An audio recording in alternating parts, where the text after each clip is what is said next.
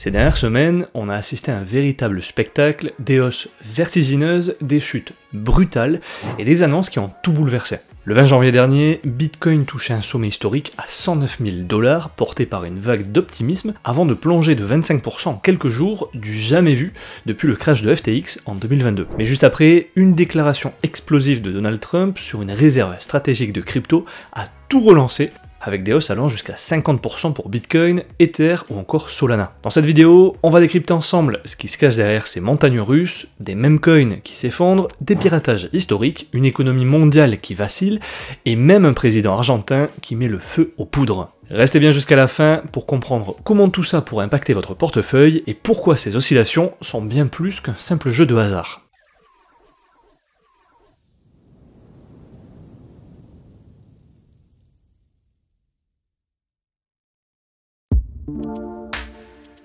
Les fluctuations spectaculaires de Bitcoin et des cryptoactifs.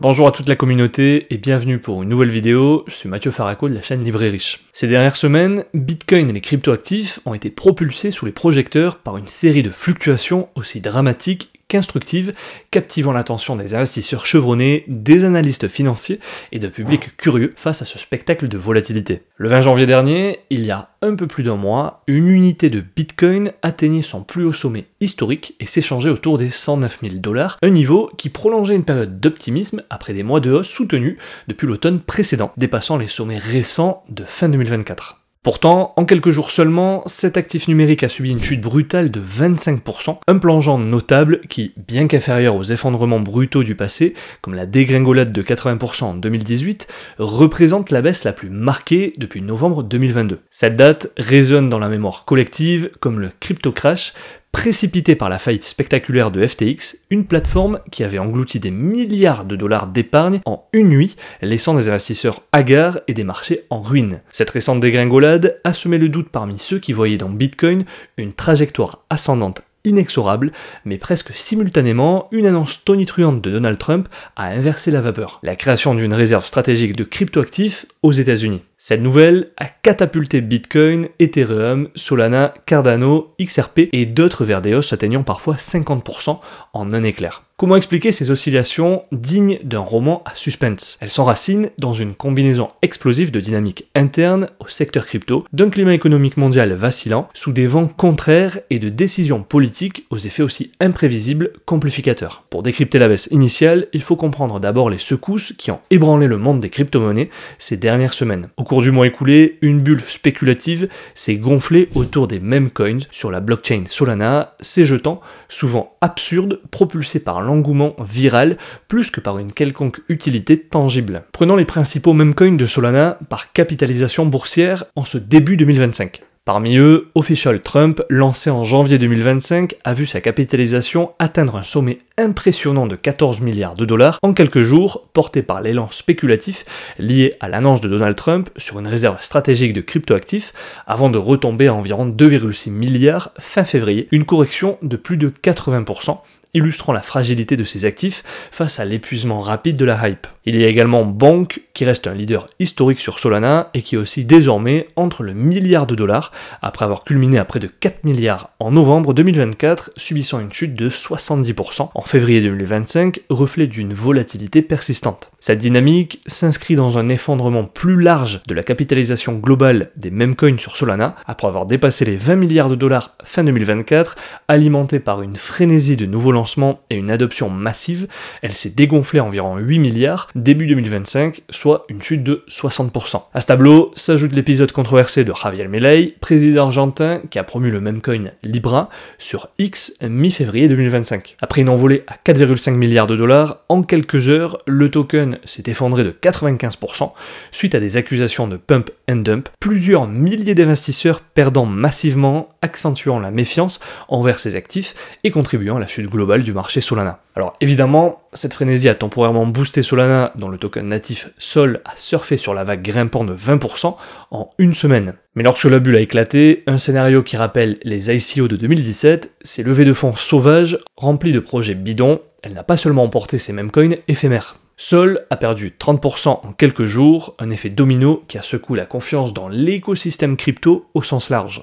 Bitcoin, quant à lui, en tant que baromètre émotionnel et financier du marché, n'a pas échappé à cette onde de choc malgré sa résilience historique face aux tempêtes sectorielles. Mais avant de continuer, prenons une seconde pour parler d'une solution qui peut changer la donne dans ce marché chaotique. Si vous voulez diversifier vos cryptos, faire fructifier votre épargne et saisir les opportunités du Web3 avec transparence, je vous recommande notre partenaire Swissborg. Cette plateforme suisse, qui compte déjà plus de 800 000 utilisateurs en Europe, n'est pas juste un exchange classique. Son Smart Engine est une vraie pépite. Il scanne en temps réel les meilleurs prix pour acheter, vendre ou échanger vos cryptos, que ce soit sur Binance, Kraken ou même directement sur la blockchain comme Solana, et fini les galères avec 10 comptes différents. Ensuite, vous pouvez sécuriser vos gains sur un ledger par exemple en 2 clics, et si vous cherchez un revenu passif, leur programme Earn vous permet de générer des rendements sur l'USDC, l'ETH ou même le franc suisse, avec une transparence totale sur chaque centime. Que vous débutiez ou que vous soyez un pro, Swissborg vous offre une interface ultra simple, une sécurité béton et un contrôle total sur vos actifs. Donc je vous invite à cliquer sur le lien en description de cette vidéo ou dans le commentaire épinglé pour découvrir Swissborg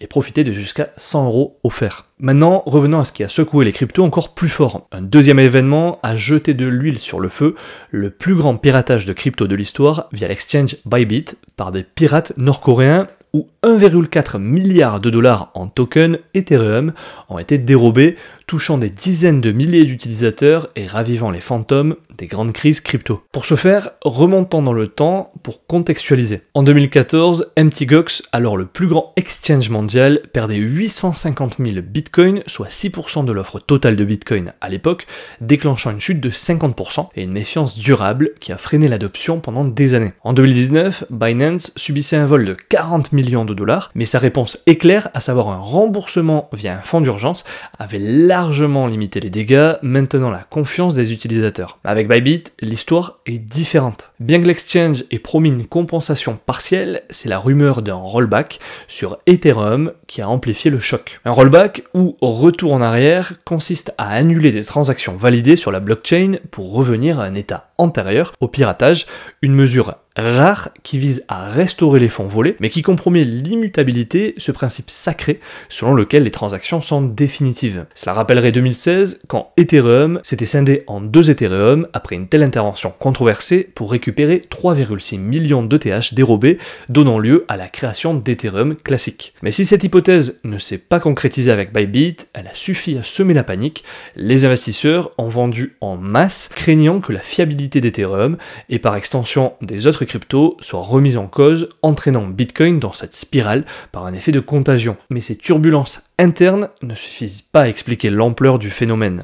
L'économie mondiale joue un rôle tout aussi déterminant, et Bitcoin, loin d'être une entité autonome, est devenu un miroir des marchés technologiques traditionnels, notamment le Nasdaq, avec lequel il partage une corrélation moyenne de 0,7 depuis 2020 selon Chain Analysis. Pourquoi cette connexion ? Eh bien, l'institutionnalisation des cryptos y est pour beaucoup. L'arrivée des ETF Bitcoin en 2021, comme l'iShares Bitcoin Trust, géré par BlackRock, a ouvert les portes aux investisseurs classiques et qui, avec des fonds comme Grayscale, détenant 3% de l'offre totale de Bitcoin, ont ancré les cryptos dans les portefeuilles des hedge funds et des banques. Quand le Nasdaq gagne 10%, Bitcoin suit souvent avec une hausse de 15% portée par des acteurs qui parient sur l'innovation technologique et la croissance économique. Mais l'inverse est tout aussi vrai. Quand le Nasdaq vacille, Bitcoin chancelle à la différence de l'or notamment. Cet environnement dépendant aussi des taux d'intérêt bas qui rendent les actifs risqués plus attrayants que des obligations à faible rendement. Or, ce socle économique s'effrite sous des pressions croissantes. L'inflation américaine a rebondi à 3% il y a 2 semaines, dépassant la cible des 2% fixé par la Réserve fédérale. Ce seuil, en apparence modeste, est un signal d'alarme puisque dans les années 70, une inflation galopante atteignant 10% avait forcé la Fed à relever les taux jusqu'à 20%, plongeant l'économie dans une stagflation qui avait étranglé les marchés pendant une décennie. Aujourd'hui, les taux restent élevés et la Fed hésite à assouplir sa politique, refroidissant les espoirs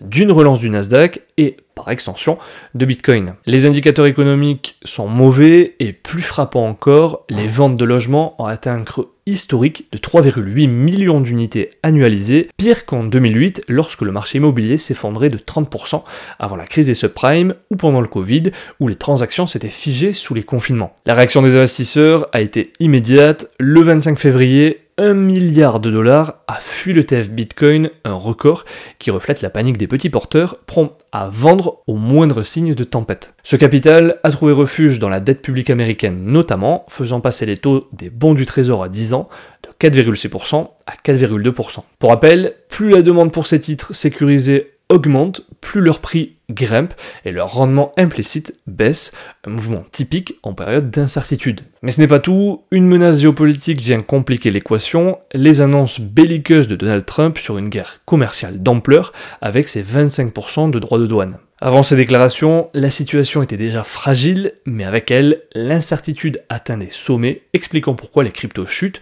puis rebondissent au gré des annonces. Paradoxalement, c'est une autre initiative de Trump, la réserve stratégique, qui a insufflé un élan spéculatif temporaire, soulignant la sensibilité unique des crypto-monnaies à ce cocktail de facteurs internes, économiques et politiques. Cette volatilité n'est pas nouvelle. En 2013, quand la Chine a banni Bitcoin, son prix a chuté de 40% en une semaine, avant de tripler l'année suivante sur fond de spéculation. Aujourd'hui, les enjeux sont plus vastes, mêlant technologie, macroéconomie et géopolitique dans une danse imprévisible. Pour conclure, on peut donc dire que Bitcoin et les cryptoactifs ne sont pas juste des jouets spéculatifs, ils sont au cœur d'un mélange explosif entre dynamiques internes, comme les meme coins de Solana, qui passent de 20 milliards à 8 milliards en un clin d'œil, des piratages massifs comme celui de Bybit, et des décisions politiques qui font trembler les marchés de Trump à Milley. Cette volatilité, c'est à la fois une menace et une opportunité, d'un côté des corrections brutales qui effraient les petits porteurs, de l'autre des rebonds fulgurants